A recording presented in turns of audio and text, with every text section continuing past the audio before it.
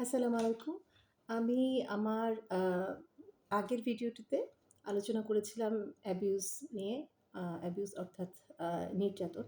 আ নির্যাতন বলতে আসলে আমরা যে বোঝাই যে কোনো একটা জিনিস আ অনেক দিন ধরে এবং রেগুলার বেসিসে হয়ে আসছে, যাতে কিনা আপনি শারীরিক এবং মানসিকভাবে ক্ষতিগ্রস্ত হচ্ছেন। তো আগের ভিডিওতে আমরা একটা ওভারঅল কথা বলেছিলাম।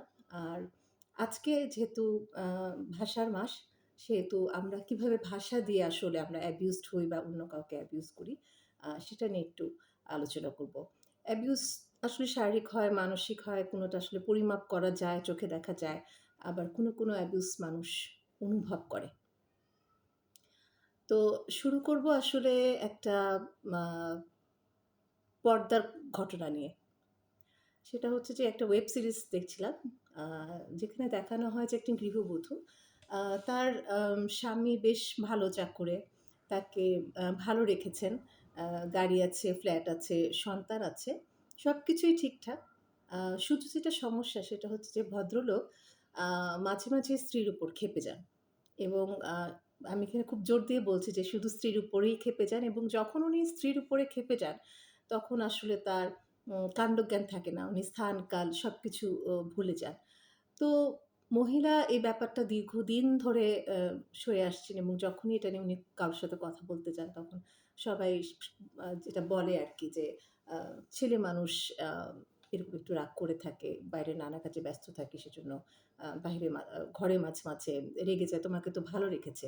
বাবার বাড়িতে বললেও একই ধরনের রেসপন্স আসে যে, "তোমার সংসার সুন্দর করে গুছিয়ে রাখো।" এরকম টুকটাক ব্যাপার তো হয়। কিন্তু আ যেটা হচ্ছে সেটা হচ্ছে যে দীর্ঘদিন এরকম একটা পরিস্থিতিতে থাকার কারণে মহিলার আস্তে আস্তে আত্মবিশ্বাসটাই চলে যায়। উনি নিজেই আসলে নিজেকে হারিয়ে ফেলেন এবং দেখা যায় যে উনি আ কাজের মধ্যে আ ভুলভাল করছেন, অন্যমনস্ক হয়ে যাচ্ছেন। তো এটা ছিল একটা পর্দার কাহিনী। বাস্তবের একটা কাহিনীও আমি শেয়ার করতে পারি। সেটা হচ্ছে যে একজন মেয়ে বলছিলেন যে তার একটি ছেলের সাথে অ্যাফেয়ার আছে, তার বয়ফ্রেন্ডের সাথে। তো উনারা মাঝে মাঝে প্রেমের কারণে, প্রেমঘটিত কারণে মানুষ একটু ঘনিষ্ঠ হয়, সেরকম ঘনিষ্ঠতা হয়। কিন্তু উনার মাঝে মাঝে ফিল হয় যে উনার বয়ফ্রেন্ড যিনি তিনি উনাকে আসলে খুব আ আপত্তিকর কথা বলছেন বা আপত্তিকর প্রস্তাব দিচ্ছেন অথবা যৌন উত্তেজনামূলক কথা বলছেন বা সেক্সটিং করছেন। সেক্সটিং বলতে আমরা যেটা বুঝাই যে যৌন উত্তেজনামূলক কথাবার্তা যখন আমরা মেসেজের মাধ্যমে কাউকে পাঠাই, সে ধরনের ব্যাপারটাকে আসলে সেক্সটিং বলা হয়ে থাকে।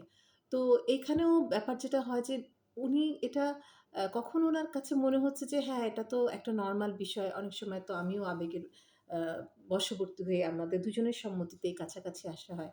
কিন্তু তারপরেও আ কোথায় যেন মেয়েটির উনার খারাপ লাগে। তো এবং এটা যখন উনি উনার কলিগ বা অন্যদের সাথেও আলোচনা করেছেন।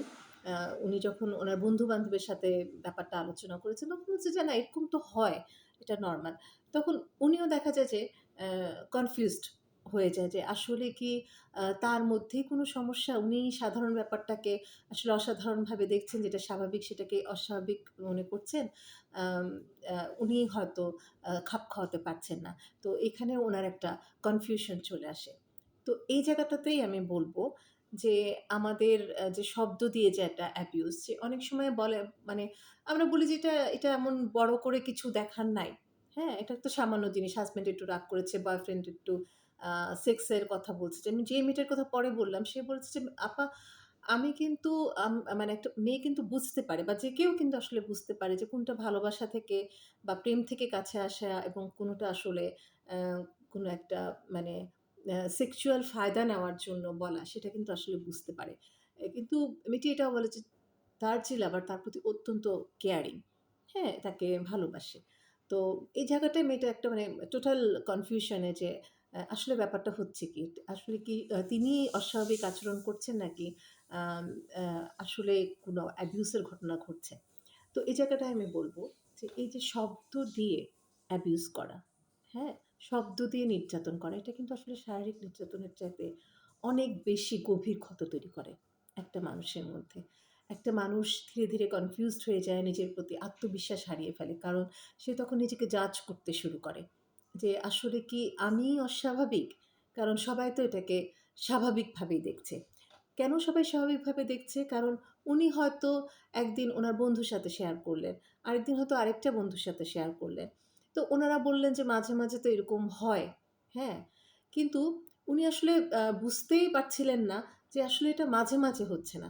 এটা কিন্তু অনেক দিন ধরে হচ্ছে এবং এতটা আ আবছায়ার মতো হচ্ছে যে এটা আসলে উনি ধরতে পারছেন না। তো উনি যেটা বললেন যে যেটা হতো আ যে তিনি মানা করতেন যে, "আমার ভালো লাগছে না, এই কথাগুলো থাক।" তো যিনি আম করতেন, উনার সাথে কাজগুলো করতেন, এই কথাগুলো উনাকে বলতেন। তিনি বলতেন, "আমি তো মজা করছি। তুমি তো মজাই বুঝতে পারো না।" তো এইভাবে অনেকদিন কেটে যাওয়ার পর উনার কাছে মনে হলো যে, না এটা নিয়ে আসলে কথা বলা দরকার। তখন উনি আসলে আমার সাথে কথা বলতে এসেছিলেন। তো এই হচ্ছে আসলে শব্দ দিয়ে অ্যাবিউস যেটা আমি দুটো ঘটনা তুলে ধরলাম। তো যখন আমরা এভাবে শব্দ দিয়ে অ্যাবিউস করি, তখন যেটা বললাম যে আমরা যখন কারো সাথে এটা শেয়ার করি, তখন সবাই তখন আমাদেরকে আ সাপোর্ট করার জন্য বলে যে, "এই ধরনের ঘটনা তো ঘটেই থাকে। এটা স্বাভাবিক। এর মধ্যে অস্বাভাবিকতার কিছু নেই।" তারা আমাদের ভালোর জন্যই হয়তো বলেন যে, যেন আমরা সেই আ মা পরিস্থিতিটার সাথে আমরা যেন খাপ খাওয়াতে পারি। এবং আমাদের রিলেশনশিপটা যেন অটুট থাকে। কিন্তু আসলে যিনি এর ভেতর দিয়ে যাচ্ছেন, যিনি এই পরিস্থিতির ভেতর দিয়ে যাচ্ছেন, তিনি কিন্তু আসলে অতটা ভালো ফিল করছেন না এবং তার একটা সেলফ ডাউট তৈরি হচ্ছে, একটা সেলফ কনফিউশন তৈরি হচ্ছে। তো সুতরাং এখন আমাদের করণীয় কি? অ্যা অনেক সময় আমরা এটার সাথে একটা জিনিস মিক্সড আপ করে ফেলি যে হয়তো মানুষটা আমাকে ভালোবাসে না, সেজন্য আমাকে কষ্ট দিচ্ছে। আমি বলছি আমার খারাপ লাগছে, তারপরেও কষ্ট দিচ্ছে। এই জায়গাটা আমি বলব যে ১ম এ আপনি আগে সচেতন হন যে আপনার সাথে অ্যাবিউস ঘটছে। অ্যাবিউস হচ্ছে এটা আসলে অন্যজন বলবে যে হ্যাঁ, আপনার সাথে অ্যাবিউস হচ্ছে, ব্যাপারটা সেরকম না। আপনি যখন ফিল করছেন যে না আমি ভালো নেই, এই পরিস্থিতিতে আমি ভালো নেই, আমি বারবার, বারবার খারাপ ফিল করছি এবং একই লুপের মধ্যেই আমি থেকে যাচ্ছি, সেটাই এনাফ। যে আপনি খারাপ ফিল করছেন। সেটাই এনাফ। এবং আপনার মধ্যে সেই ক্যাপাবিলিটি আছে যে আপনি এই অ্যাবিউস থেকে নিজেকে রক্ষা করতে পারেন। সেই ক্যাপাবিলিটিটা আপনার মধ্যে আছে। এই বিশ্বাসটা আসলে রাখতে হবে। আর যে মানুষটার কথায় আপনি আসলে আঘাত পাচ্ছেন, তিনি আপনাকে হয়তো ভালোই বাসেন। কিন্তু ওইটাই উনার প্যাটার্ন।